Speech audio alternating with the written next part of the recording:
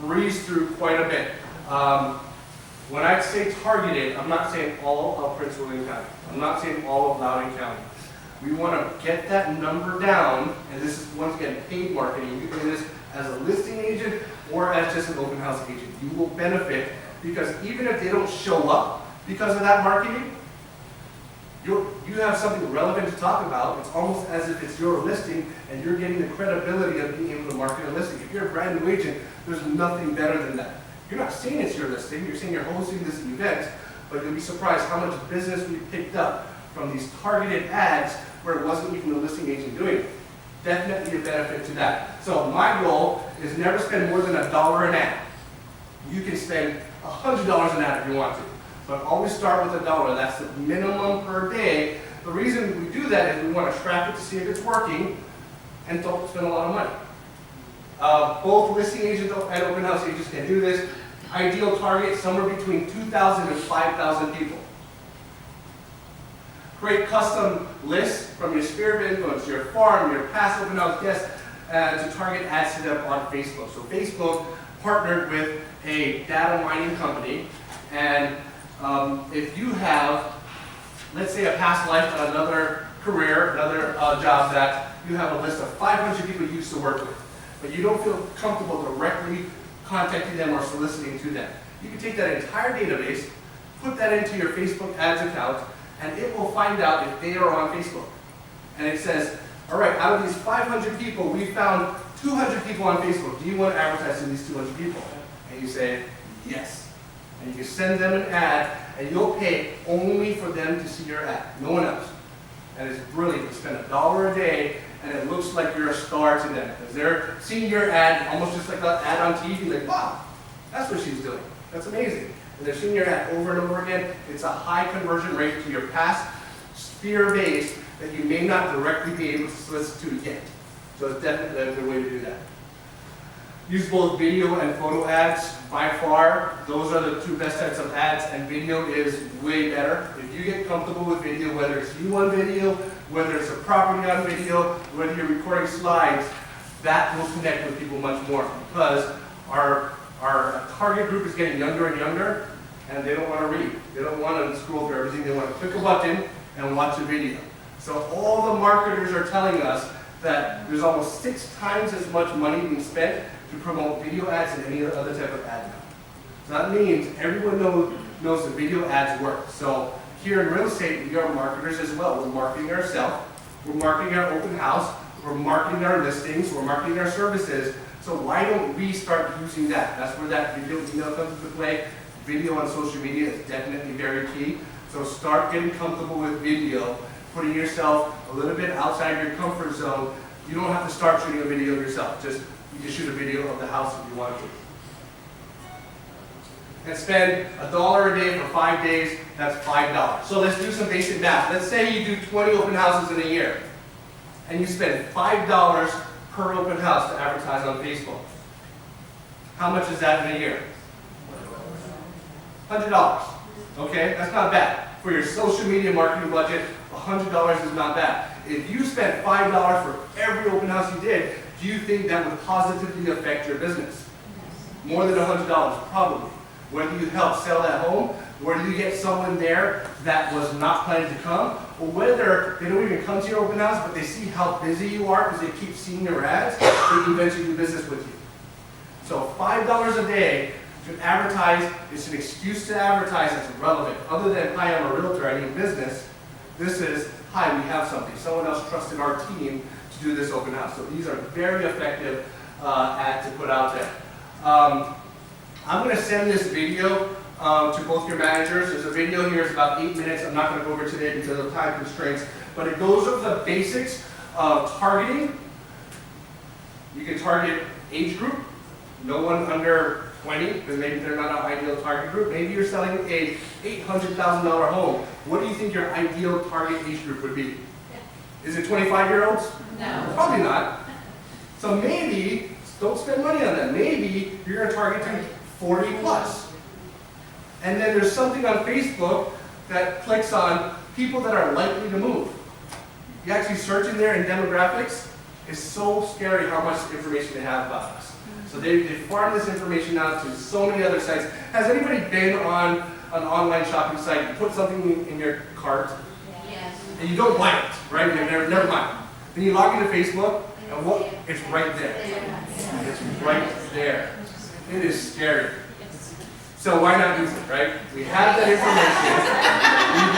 information. They know about us. We might as well use it to target our people that we're going to. There's so much information out there. So they are putting them in categories and say, hey, based on this person's online shopping behaviors, we think they're going to move. They haven't told us they're going to move, but they're likely to move at some point. So you click on that group, and it takes it from 100,000 people to 6,000 people. So get it to a targeted group. You can target renters in this zip code that make over $100,000. That can be a target group that you send out. So start thinking about targeted marketing, not mass marketing, because it costs the same amount of money, but it's much more effective. Once again, don't spend more than $1 a day until you get good at that. All right, next level, 100. This is where most agents drop off and never get to this level. A lot of agents get to level 1, 2, or 3. Most never make it to 100. So here is what really catapulted my career here. Because I had no family, no friends that I could rely on, no sphere, no past clients. The only thing I really had was wait for the phone to ring from Lead Network or do open houses. So I did 1 or 2 open houses a week, and I made it an entire event. But that open house gave me something to do almost every day of the week to advertise for it. So this is where I got out 100 of something. 100 flyers, 100 door hangers, 100 postcards if it's your listing and you don't want to do door hangers. 100 Mojo calls now are easy to do, or there's a few other options we just added last week. So 100 pieces of something, physically or delivering a personal invite to at least 100 people. We have the door knockers, those are free to do. You have the postcards, which are easy to send out but cost money. Mojo call. Anybody here do Mojo calls? You guys do Mojo calls? Yeah. We just started a couple months ago. We picked up a lot of business from Mojo. Love Mojo. I was very skeptical to start, but we have brand new agents getting business from Mojo, and they're inviting them to open houses and things like that. Open house text invite.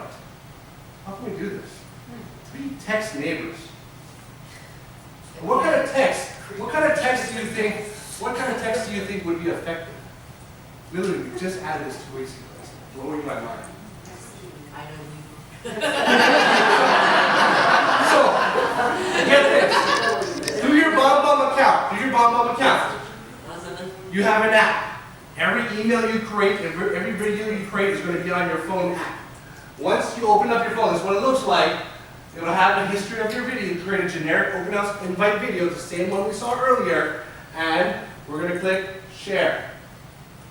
And that gives you a text option. So what that does, it takes a screenshot of the image and a link to that website of your video email invite, and it sends it to their text message. So you can text people. Let's say you get a lead from a Lead Network, the internet, the email is no good, but you still have a valid cell phone. You can text them, the intro of yourself. Hey, great hearing from you, speaking with you just now. I just tried to send you an email. It wasn't correct, but I wanted to, send you this. So you guys have Cole here, Cole Realty Resource? Yes. Yeah. So, I don't want to get anybody in trouble, but they have an add-on option. I don't know if you got it. It's cell phones.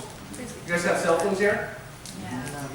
So, in my area, there's almost twice as many cell phones as there are regular phones. However, we cannot auto-dial. We cannot auto-dial our cell phone numbers. It's frustrating. So we can manually dial those cell phone numbers, but if you have a text option, copy and paste this link to the 10 neighbors around the neighborhood, say, hey, I'm in your neighborhood, I want to send you that. Some say, hey, how'd you get my number? Call, and that's it. But we had such an amazing response. That is the coolest thing I've ever seen. From strangers. Strangers getting back to us. How did you do that? We're texting a link to a video to their phone. So another way to use that source, if you're not utilizing the cell phone numbers, because many people are not manually dialing anymore, you can use those cell phones to text around an open house. Say, I'm going to be there, feel free to stop by. You'll be surprised the amazing response we've been getting just in the last 2 weeks. All right, next level. Market data, community research, and putting your board together. Who here has some sort of presentation at their open house board, flyers? All right, so I see there's a bunch of different, what's that? iPads, absolutely. Bring in technology. I like to have several options there. So we'll talk briefly on boards. We're not going to spend a lot of time on them. But what's best? What do you find best to put out there? Don't look at that. Tell me what you find best.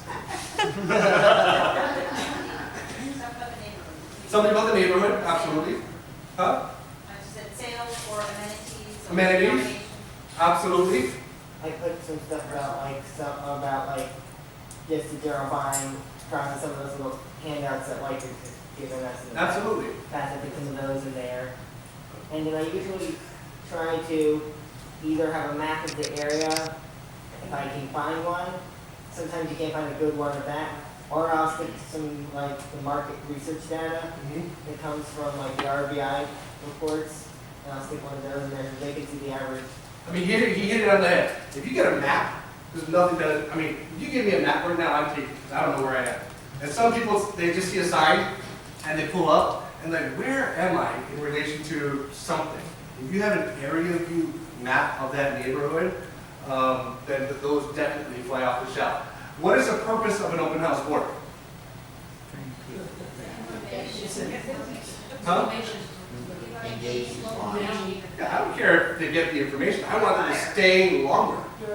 Stay longer so that you can build a relationship with them. That's the only purpose. So you can put entertainment news on there if you want. It doesn't matter what you put on there, as long as it's interesting enough to get them to, hey, I only want to take, you see them outside the car sometimes, they're making the game plan, all right, honey, you run upstairs, I'm going to go in 2 minutes, don't talk to anybody, we're out, right? You don't have that game plan, right? And you run, and then there's this board, and you get them to stop, and they're trying to just peek at it, not show you that they're interested, peek at it to get whatever was standing out on that board, and now you got it. You want them to stay in that home longer than they want to. No one wants to stay in that home long. We want them to stay in that home longer so that you have time to work your magic and connect with them. So why do we use them? Market stats, you can put that on there. Lots of interesting graphics, not a lot of text. You'll definitely want to do graphics. Depending on the price point, things for renters. QR codes, I did a lot of QR codes. You can create a free QR code for anything online. So find a website. This is the most boring video you could ever watch. You guys follow NAR. They put out these market stats once a month. So who cares, right? What Lawrence Yun is saying. But you'll be surprised how many people will come in there like, oh, I think about mine. I should start loading up on this stuff. And if they scan that QR code with their phone, you hear a beep. So you can be in the other room and you know you got it. Because you know that they're interested enough to find out what was on that website. Simple enough, just Google free QR code generator, and that will help you do that. If you are able to make a compilation of the events, the restaurants, people care about what's happening in that community, you can put that all on a website on a QR code, simple enough to do. You can create contests. I used to do a drawing once a month, and everyone that showed up to my open houses made it feel like it was a bigger event. It was just me putting on this drawing. Everyone won. Gave me an excuse to connect with them. Creating maps. If you have very basic Microsoft Word to publish your skills, you can just screenshot tax record somewhere, pull up a map of the community, create a artificial map of what has sold recently. I did this for a home. This was the hottest item I ever gave out. Everyone wanted it. People called me for more. It was just printed on paper. It's a map that I created, but for some reason, the fact that, hey, that's my home, and I see arrows around my home, excited them. And I did listings in that area. My map was on the refrigerator. It's the ridiculous thing I've ever seen. People seeing a map like this, but people care about maps. Market stats, a lot of stuff that I'll email this later, things that you could turn to your board about, turn to your manager in terms of market stats about various categories that you think they might find interesting. Very important, community and HOA research. So always, always, always research the community and HOA. The reason is, if you're not the listing agent, and you just decide to hold an open house this week and you've never been there before, there's a chance that someone's going to walk in that door and know more about that community than you. And if they find that out, what's the chances of them doing business with you? When I moved here from Hawaii, and I did an open house in Annandale, it was the first time I've ever been to Annandale. If I do an open house in Stafford, this is going to be the second time I've ever been to this area. I could have let people know that I was new. I mean, I didn't say I was experienced in this area, but I didn't want someone to think that I knew nothing about their neighborhood, especially if it was a neighbor, a potential lister, or a buyer who's been devoted to finding a home in that neighborhood for the last 6 months. They know a lot about that community. So, how I prepared, I took my wife loved it when I did open houses. That entire week was preparation for me to get comfortable with that neighborhood. We would actually go shopping in a grocery store in that neighborhood, we would go to a restaurant, and we would go to a coffee shop. Those were my 3 things for me to feel like I know what that community is about. That's what I felt like I needed to do, not being from this area. Now, if you're from this area, you have that advantage, but that's the type of preparation if you put into that HOA or that community, because really, it's not just about that home. It is, can you sell that community? And never let that be the case with you. So definitely make sure you pull in a lot of research about those those HOAs.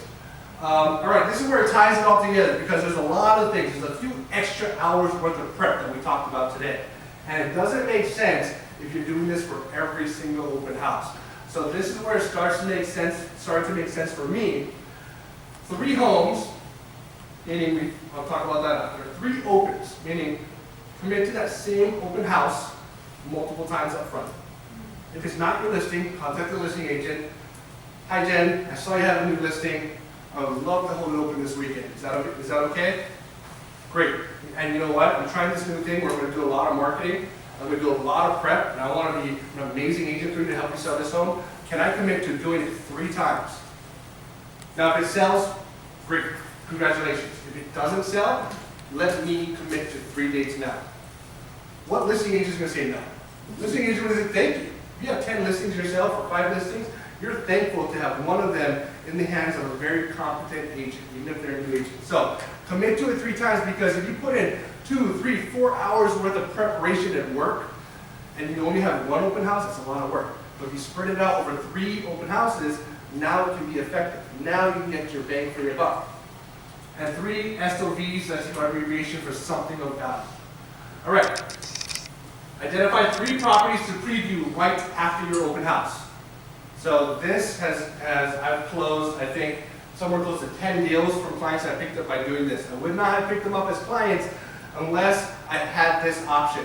So every open house I did, I looked into the community and I found 3 properties that I planned to preview, regardless if I had anybody with me.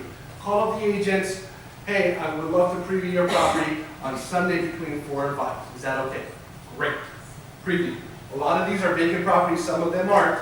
So now, when I'm at my open house, I'm trying to sell that home, they're not ready to make a commitment. We're going to talk about that closing process at the end, but you need to offer something of value to get them back to you. One of the things of value was, hey, you know what? I don't know if you're interested, but there's 3 homes that just came on the market last week. They're not open today. I'm actually going to go preview those properties. That's just what I do as a realtor. It's my job to make sure I see every home. I don't know if you know this, but so many homes never have an open house before they're sold. So now that buyer who thinks they don't need you or an agent because they're going to open houses are hearing about the fear of losing a property that they can't get into. I don't know if you've known that, you've seen that, but many homes go under contract before their first open house. So I'm going to go see these properties to see if they're a good fit for some of my clients. Let me know if you want to tag along. Meet me back here. We'll talk about a few things and then we'll go see those 3 properties. What are we going to talk about when they show up? Representation. We'll talk about that when they show up, because we still need to discuss that at the end. So that was one of my offerings to almost every person in there. And a lot of times that got them to the point of, I just started the process to, I've seen 4 homes that day, and this is the home that I want to put an offer in on. So absolutely can get them over that hump to make that commitment to you. Commit to the same home multiple times. We talked about that. Define your 3 things of value. What makes you unique? You know, what does Trish do that no one else does? What can you offer, and can you phrase it the right way? I've heard it multiple times today from our panel. You know, offering something that's not standard. Offering something that's not standard. Everyone offers, can I email you listings? That's not any of any value. So if you're offering that, that's all you have to offer. You're losing them. Offer something that's not standard. What is your something of value? Do you have a way to present it? 30 to 60 second pitch. We actually had a training